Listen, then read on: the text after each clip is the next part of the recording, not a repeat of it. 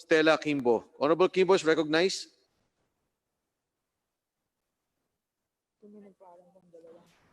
Salamat po, Mr. Chair. Dr. Pargas, are you still with us? Yes, Mr. Chair. Dr. Pargas, can you remind me, ilang taon na po kayo nagkatrabaho sa Philhealth?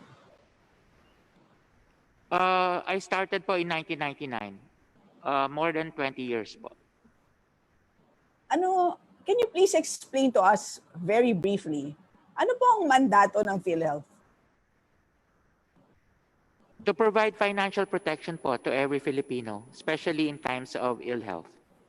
So maliwanag na maliwanag no, yung pagbigay ng financial risk protection na ibig sabihin, hindi dapat balakid sa pagpapa-ospital ang kawalan ng pera.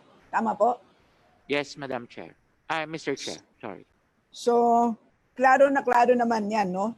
And in fact, familiar po kayo sa Section 9 ng Universal Healthcare Law? Ang Section 9 po, di ba this pertains to yung immediate na eligibility. So, ibig sabihin, kahit na hindi ka nakapagbayad ng iyong premium contributions, pag ikaw ay nangailangan ng hospitalization, ay you cannot be turned away. Ikaw ay makakapag-claim pa rin from Philhealth. Tama po? Yes po, Mr. Chair. So talagang maliwanag na maliwanag. Talagang it's really lopsided in favor of the Philhealth member. No? Tama? So, Yes, ang ibig sabihin po nun, pag tinitignan po natin yung claim rate, no? Ano bang definition ng claim rate sa Philhealth?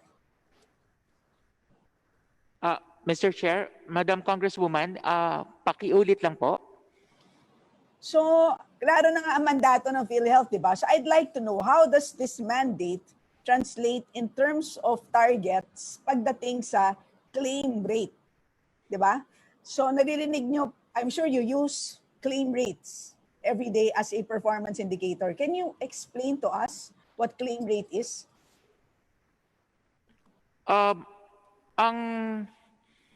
Ang ginagamit po namin is yung availment rate na kung saan sinusukat po kung gaano kadami sa mga nao-ospital ang nakakagamit or nakakakuha ng benepisyo ng PhilHealth. Tama po yun. So yung availment rate nyo ay pareho yun sa tinatawag ko pong claim rate. So in other words, ngayon na may COVID, ano ang target natin na availment rate? Dahil po meron tayong immediate eligibility at ang under the UHC nga po ay ang bawat Pilipino ay konsiderado na miyembro na, dapat po ay 100%. So tama po, no? Maliwanag na pagdating sa COVID, 100% dapat ang claim rate.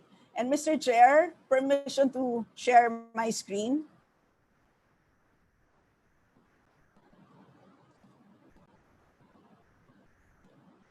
So, Dr. Pargas, ano po ang estimated ninyo na claim rate or availment rate pagdating sa COVID? So maliwanag naman po na available ang datos na yan kasi pag titignan po natin ang DOH tracker, makikita natin dyan ang dami ng COVID positive individuals na hospitalized. So ibabangga nyo lang po yan, yung dami ng may COVID, yung dami ng hospitalized COVID patients doon po sa dami ng claims ninyo. And what is your current estimate?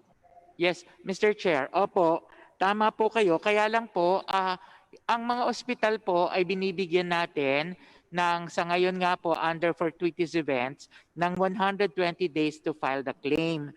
So far po, as of August 3, ang nasa data po namin, pagdating sa claims count po ng inpatient, ay ang nare-receive pa lang po namin is around 3,051. And for the health workers naman po, around 3,338. So yun, sa isolation package po, around 96 claims pa lang po yung nare-receive namin. So maaari pong hindi maging pareho yung datos na nasa DOH doon po sa mga claims na na-file na po sa amin. Pero more or less, you would believe in the numbers of DOH. Kapag sinabi nila na as of August 13, there are 13,034 hospital admissions, would you believe this number? Opo, kung official na number po, opo, Opo. Madam So Chair. ito po, Mr. Chair.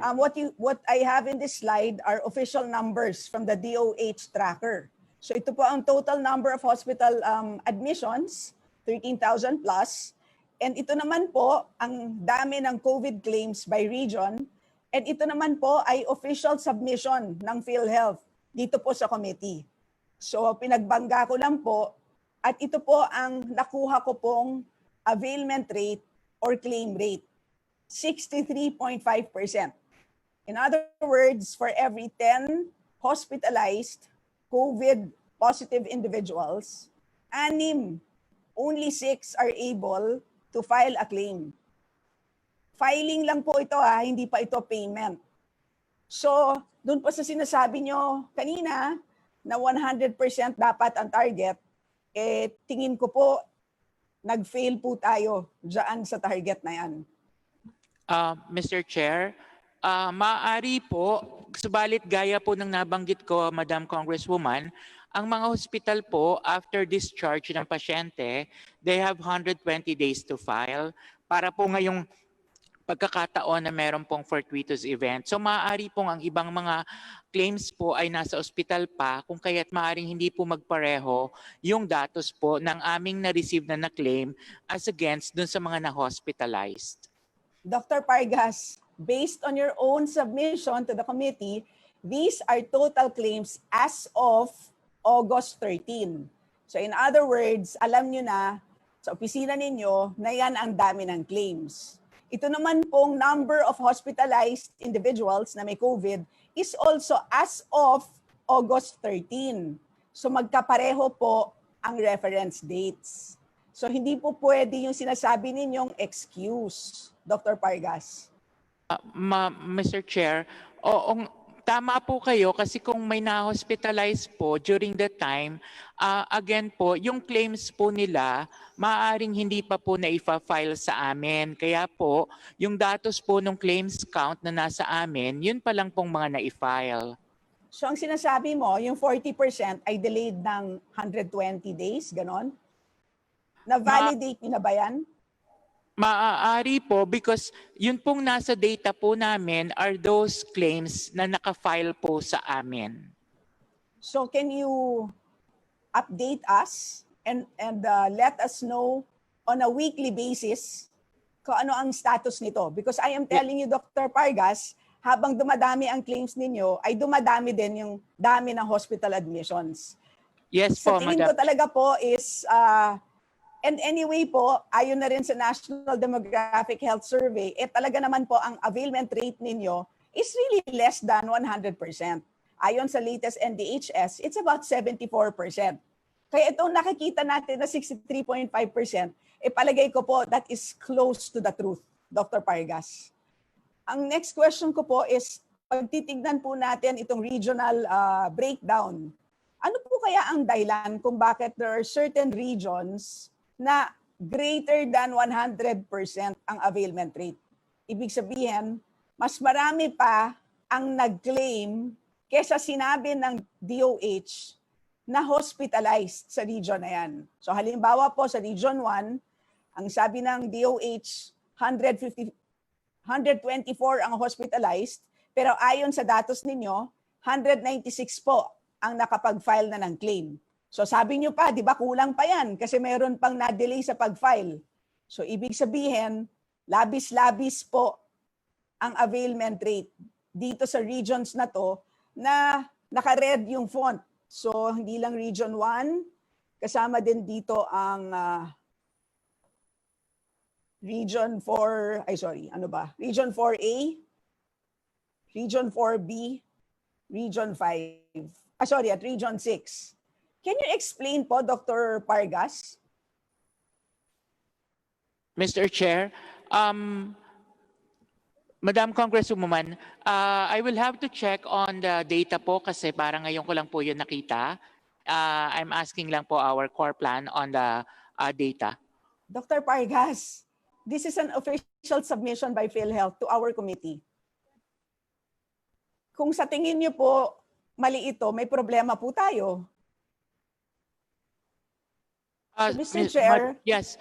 I recognize po, Mr. Chair, na galing daw po yan sa amin. Pero as it is po, hindi ko po siya nakita pa.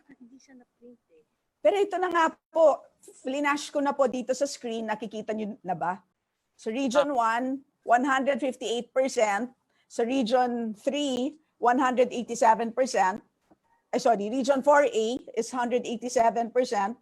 Sa Region 4B, 112%. And sa Region 6, 147%. Maaari ba natin tanungin kung kasama natin ang ating mga regional VPs, if any one of them from these 4 regions can explain bakit po ganyan? Mas marami pang claims kesa sa na-ospital. Meron tayong mga regional officers dito, Kong Stella. Sinong gusto mong, who would you like to, to reply? Any, Mr. Chair, of the regions that I mentioned, regions 1, 4A, 4B, and 6. Okay, let's request Region 1. Do we have the director of Region 1?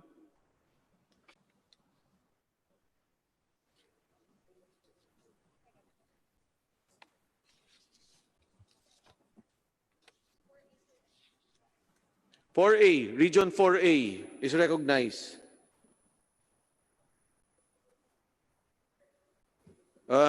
Mr. Edwin Uriña is recognized.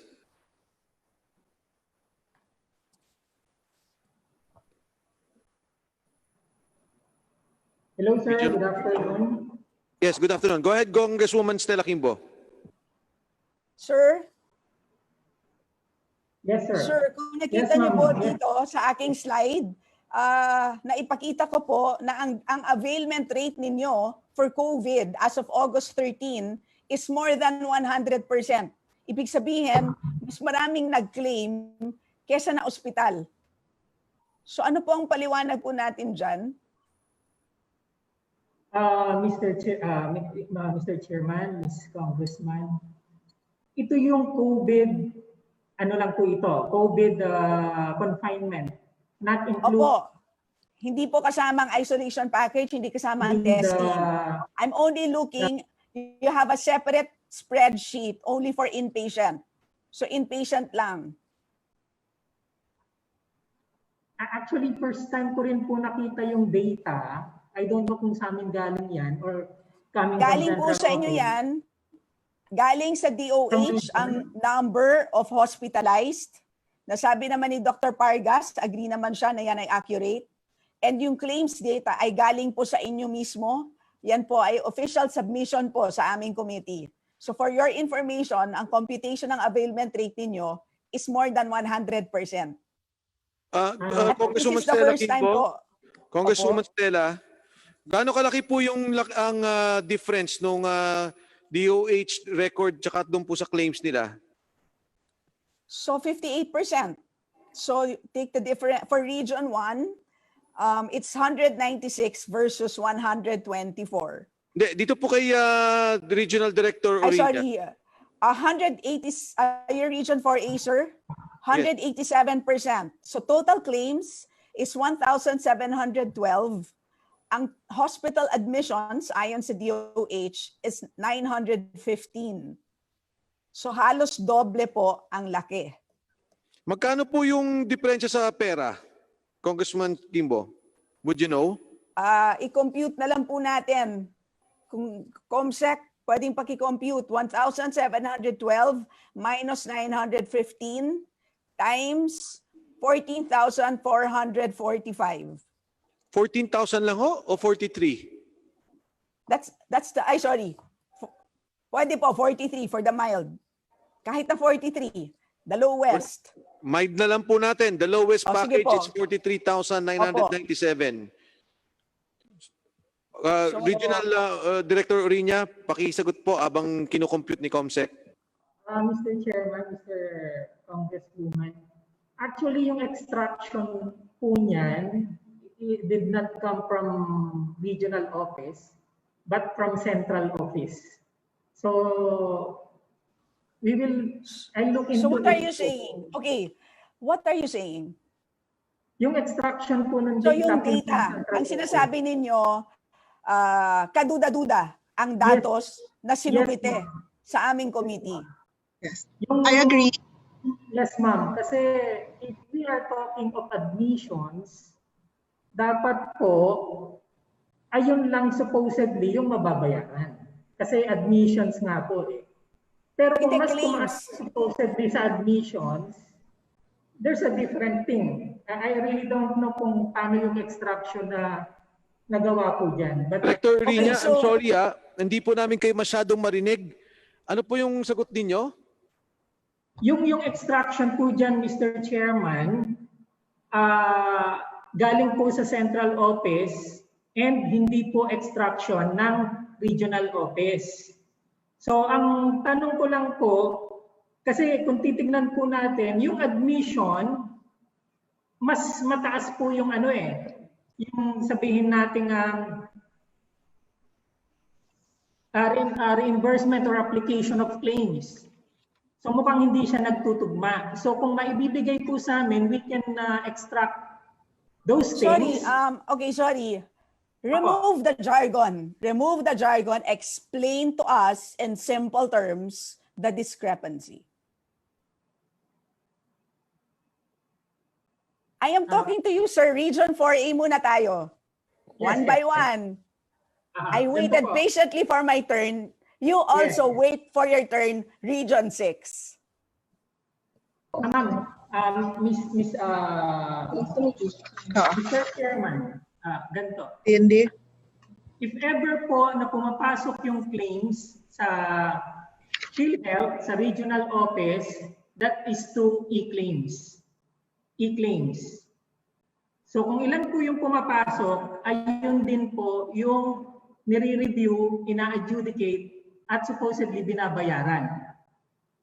So what you're saying is there's a possibility na hindi pa ma-approve yes, ang yes, karamihan yan. yes, ma'am. Kasi meron po tayo. Okay, so what is historical average mo sa iyong region? Ilang porsyento ang rejection rate? Ang rejection rate po kasi, dalawa po yan eh. Pag pinasa po yung claim, it's either good claim. Second is the RTH claim or the return to hospital because of certain documents lacking. And the third claim is yung denied claims. Okay, ilan porsyento ang RTH at denied? Yung RTH po ay mababa lang po eh. Hindi ko po alam yung Less than datos. 1%, less than 5%, less than 10%? So most probably, it is maybe 5 to 6 or less than 5. Hindi ko po natitiyak pa. Ang denied, ilang porsyento ang denied? Usually po, we prevent denial kasi po ito supposedly ay claim to ng pasyente. No? Okay, so in other usually words, po, taking together RTH and denied, hindi yan sasobra ng 10%. ay hindi naman po. Hindi naman po. Kaya I really dito wanted po, to know the data. but I'm telling you, based on the data that was submitted to us, ang excess nyo po is 87%. Kaya ko nga tinatanong sa'yo. Diba? I will So, check, Mr. Chairman. can you please check that? Because nakakabahala, napakalaki po. Diba? Yes, I will. And right now po, I understand, Mr. Chair, that there's a motion, I don't know if it had been approved already, to withdraw the suspension of IRM. Kasi lumalabas po dito, if the claims data or the availment data would show na napakaliit ng availment na nangyayari ngayon, ang ibig sabihin nun, napakarami pang IRM na natitira. Diba? So that's Honorable probably Quimbo? one thing that, Honorable Quimbo? Mr. Chair. Yes, kanina tinanong mo yung magkano yung actual cost, yung excess is 34 million. Kahit bawasan mo ng 30%, ang 10% yan, you're still looking at about 30 million na sobra na babayaran dyan based on DOH data and the Philhealth data. Tama po yun, Mr. Chair, and thank you for doing the calculations po. And Mr. Chair, I think there are other regions that would want to try to shed light on this. If there's any other regional VP who wishes to explain. Mr. Chair.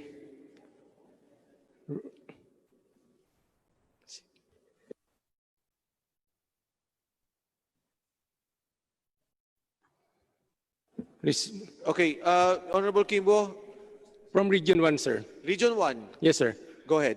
I saw in the data we have not paid any COVID claims because we're still verifying the claims if that's indeed are COVID cases.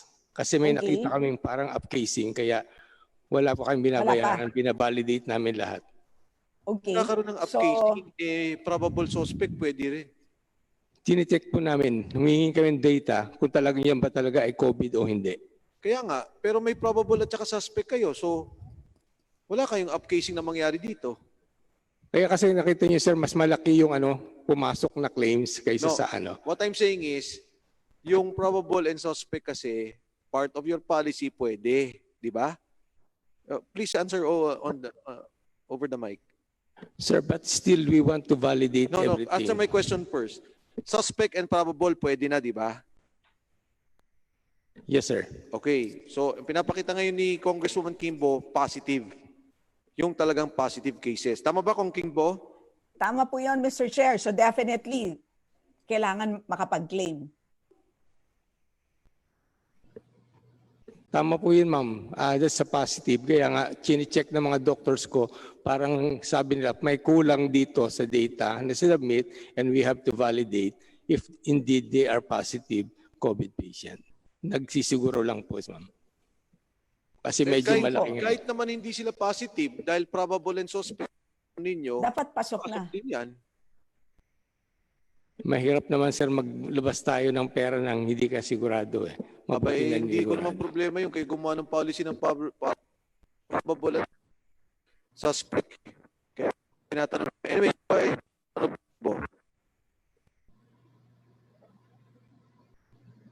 Hello Honorable po. Quimbo, please continue. Yes, is there any other regional VP who wishes to explain? Mr. Chair? Yes, whoever, yes. Hi, I just want to, since our policy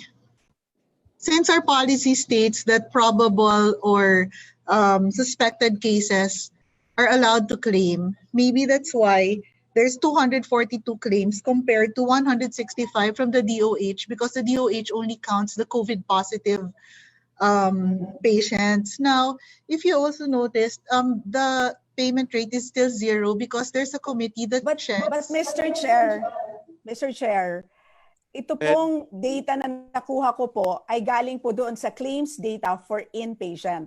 Kasi if you are suspect, hindi po ba nasa isolation facility package yon? You mean to say pwede ka nang mag-claim for inpatient immediately, kaya ka nabibilang doon sa inpatient spreadsheet ninyo? That doesn't sound like a reasonable policy, Madam. We're just implementing the policy. I'm gonna just check because I read it this morning that probable or suspect can avail of the package. Now, correct, but there's a different package. You have an isolation facility package, you have an inpatient package, and you have a testing package. Those are 3 distinct packages. Clearly, kung ikaw ay suspect pa lang, malamang baka sa isolation ka mailagay, di ba? Rather than sa inpatient na. Benefit package for the 43, 143, 333, and 786. Section 6, letter A states the case-based payment of the benefit shall be availed for any Filipino patients with probable or confirmed COVID-19 as indicated in Table 1. Maybe that's why they're filing claims even if the patient is only probable or confirmed. And that's why it's different from the data of DOH, because DOH only counts the confirmed But do you confirmed believe, patients. Madam, that that's a good policy to have? That's why, Mr. Chairman, we're very careful to pay because we only pay for the COVID positive patients. That's why it's still zero. And on another note, I just want to manifest that the central office So never okay, asked. huli na lang po. Yes, Ang okay. sinasabi mo, meron tayong isolation package na 22,000. Meron tayong inpatient package na ang pinakamura ay 43,000.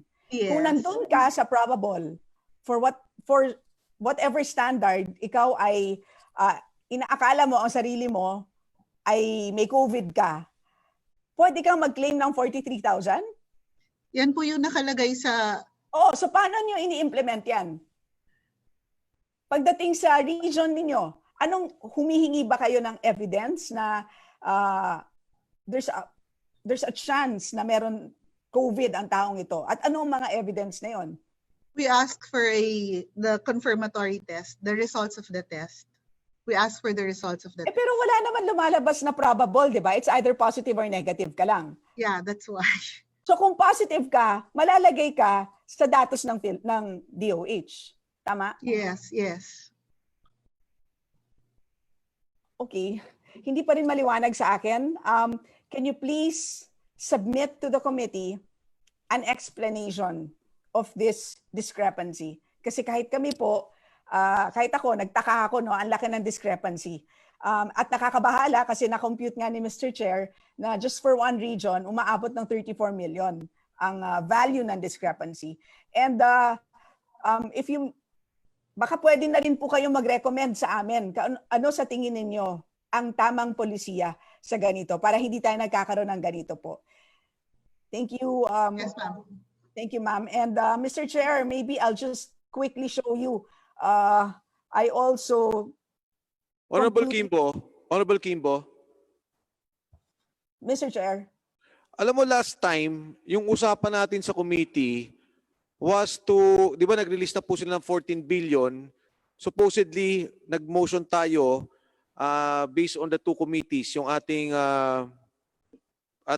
motion is to direct the Philhealth na isuspend muna yung release of the other funds. Ako nga gusto ko, i-withdraw pa yung naikalat ng pondo.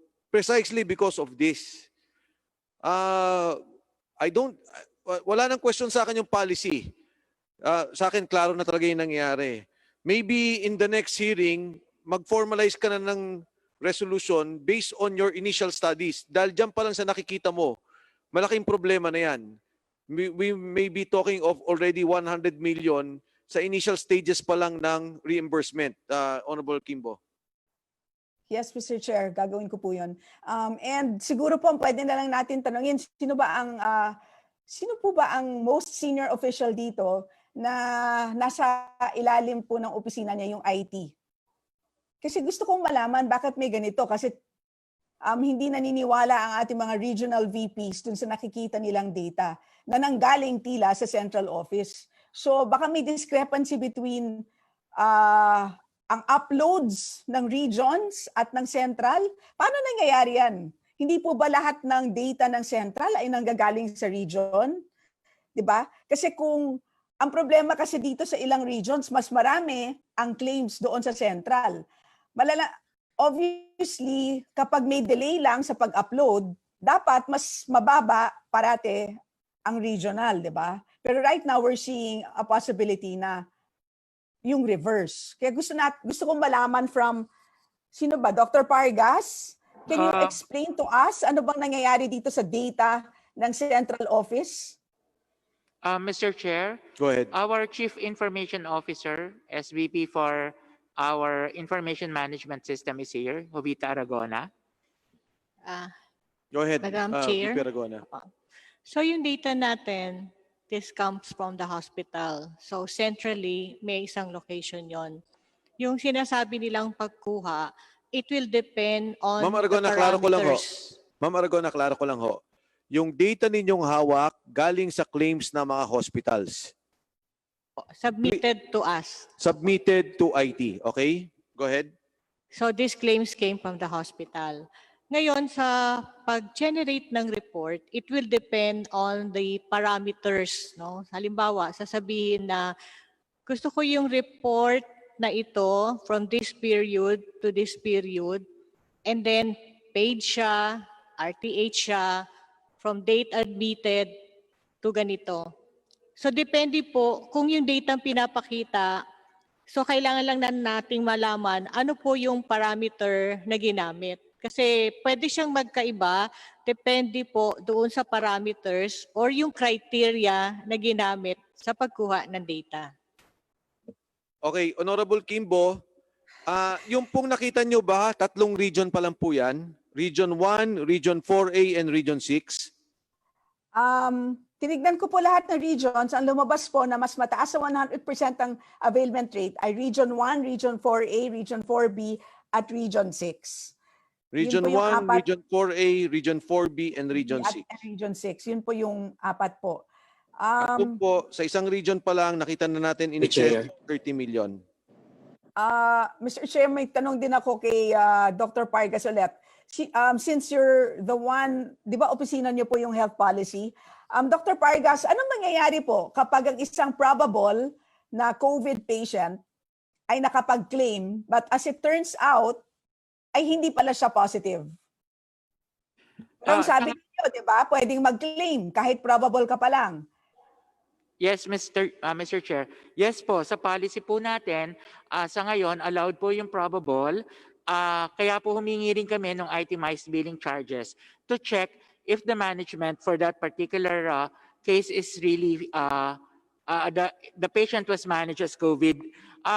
Ma'am, yan po kasing policy natin. Dr. Pargas, you did not answer me. Ang tanong ko sa'yo is, if it turns out na si probable COVID patient ay hindi pala, ay negative pala, pero nakapag-claim na ang hospital, yan po ba ay mare-reverse? And this is a case rate. So what case rate do you apply for a probable COVID patient? Yun pong case rates natin ay naka-anchor dun sa presentation. Kung ito po ay moderate type of pneumonia. Yeah, so it could, if you are probably severe, magkano po? Severe po. 700 plus. 300 plus. 300 plus if you're probably severe. Yes. But if as it turns out, hindi ka pala severe, ang nangyari pala sa'yo ay at the extreme negative. Yung pala you were sick of something else. Opo. Kaya Is there a process for reversing reimbursements? Sa ngayon po wala. Dahil nga po ito ay una ibinabayad natin. Pero meron po kaming tinitingnan na polisiya, yun pong charge to future claims, para po kung meron pong mga pagkakataon na may ganyan po, pwede po nating ma-recover. Hindi ba mas malala yung problema ng probably mild? Kasi ibig sabihin nun, talagang pwedeng wala kang sakit. Ma'am, Kasi may mga mild tayo na asymptomatic, di ba? Opo, yung pong mga yon ay hindi naman po natin binabayadan kasi meron nga po tayong una, isolation, yung community isolation. Pangalawa, hindi naman po siguro sila a-admitin ng ating mga doktor. Okay. Pagdating So Dr. Ish, Opo. ang sinasabi mo, yung paliwanag ng ating regional directors ay hindi naman katanggap-tanggap.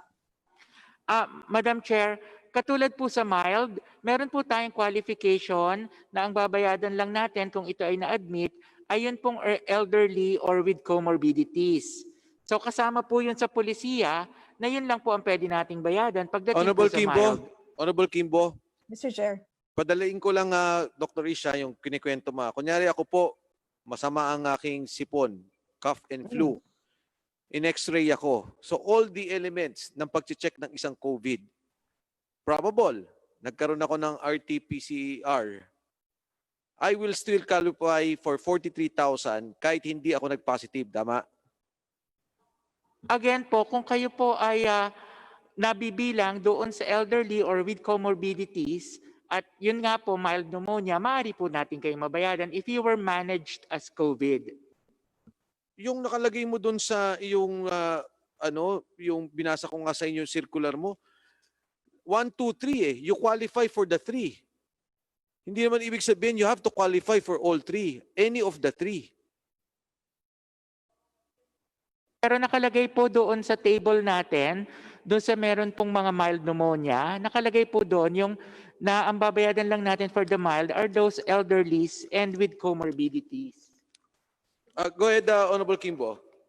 Hindi ba, Dr. Ish, parang ang ginagawa ninyo is you did your own upcasing?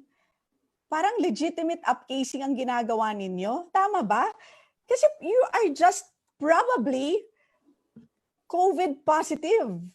Pero pinayagan nyo na siya mag-charge for a hospital admission as if COVID positive siya. Diba? So isn't that upcasing but you legitimated upcasing? And if tama ang data dito, lumalabas kung 187% and that 87% is due to this kind of a situation, ganyan katindi ang upcasing that you yourself designed and legitimated because of wrong policies. Again, Mr. Chair, that's why po, remember po itong polisiya na ito ay nagawa natin noon pong hindi pa gaanong klaro ang lahat ng paggagamot pagdating po sa COVID. Kaya nga po ito ay dumaan na rin sa review at sa ngayon po yung review po na yan ay pinapadaan natin sa expert panel in order for us to be guided and sana po ay mailabas na rin nga natin yung bagong polisiya pagdating po dito. But again, kaya po nung binanggit natin, kaya po tinitingnan din natin yung paraan kung paano minanage yung pasyente at kung ito po ay hindi minanage accordingly sa mga nasusulat na guidelines pagdating sa COVID, hindi naman po natin siya babayadan ng ating pakete. Honorable Quimbo, balik ko lang kay Dr. Ish Pargas kasi lumusot siya doon sa comorbidity. Kung Sige po, ako, Mr. Chair. nagkaroon ng moderate, ang thinking ko masama, ang aking ubo, sipon, chinek ako. Nagkaroon ako ng kwarto pero hindi pala ako COVID, probable. And I claim yung moderate pneumonia of 143,000, pwede yun. Later on, hindi ako positive. Yes, Mr. Chair, as part of the probable, and kung minanage po kayo as COVID. Exactly. So, mas tumaas pa. Ngayon, sinasabi mo sa mild, kailangan nasa elderly ka or with comorbidities. Mr. Chair, because ang sinasabi nga po natin dito, kung ikaw ay mild, halimbawa po ay pulmonya, ang mild pneumonia po natin ay wala po tayong pakete kahit po nung wala pang COVID. Because that should be managed outpatient.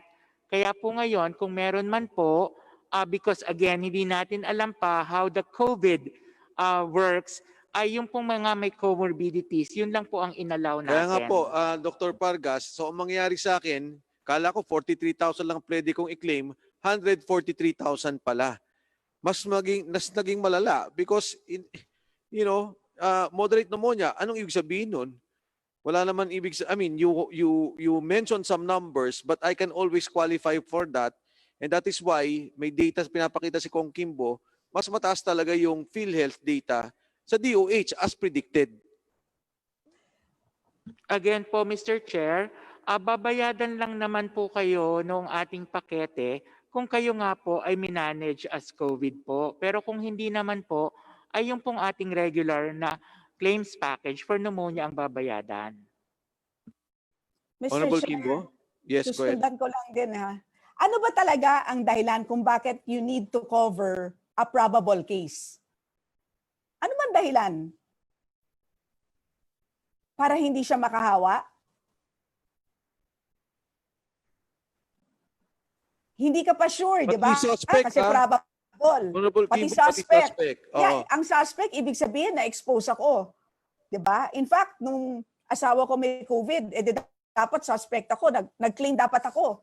Pwede ka ng 143,000. Oo nga, kumita pa sana ako ng 143.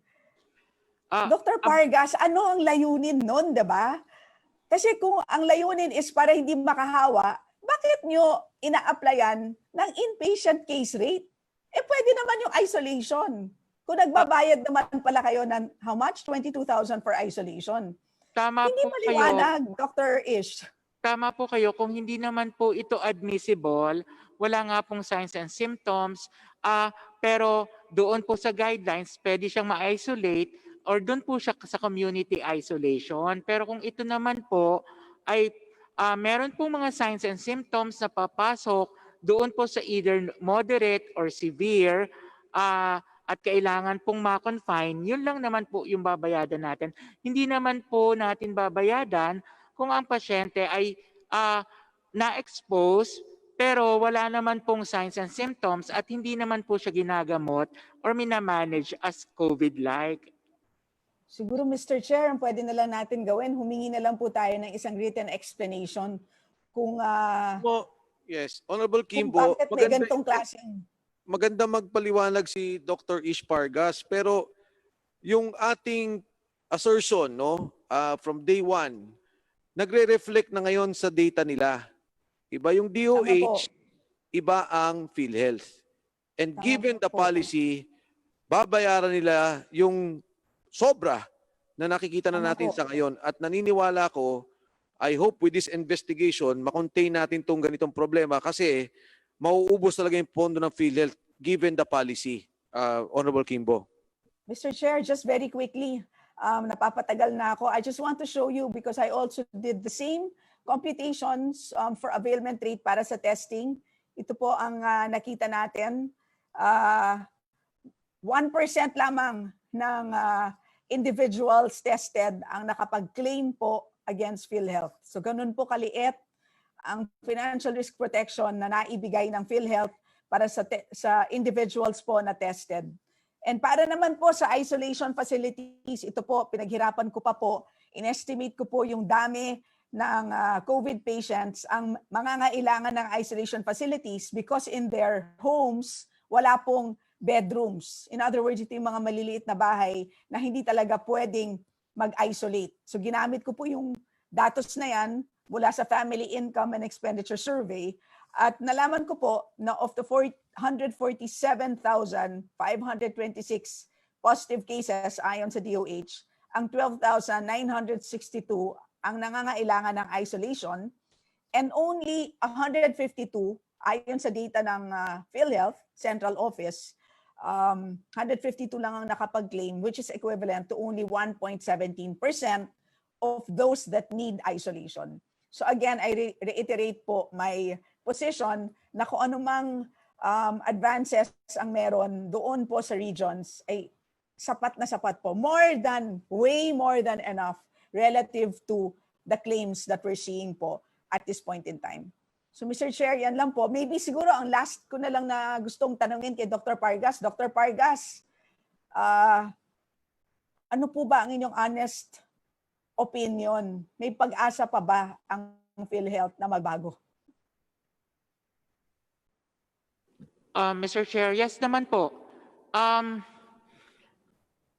Opo. At siguro po ay sa pagkakataong ito, ay tamang-tama din naman na kayo po bilang aming kasama ay mag-guide nyo rin kami ng tama kung paano po natin mababago o yung pong ginagawa ng PhilHealth ay talagang makakatulong para sa ating bawat Pilipino po. Yes, ma'am. Opo. Sige po. Thank you, Pagtulungan po Honorable natin. Quimbo.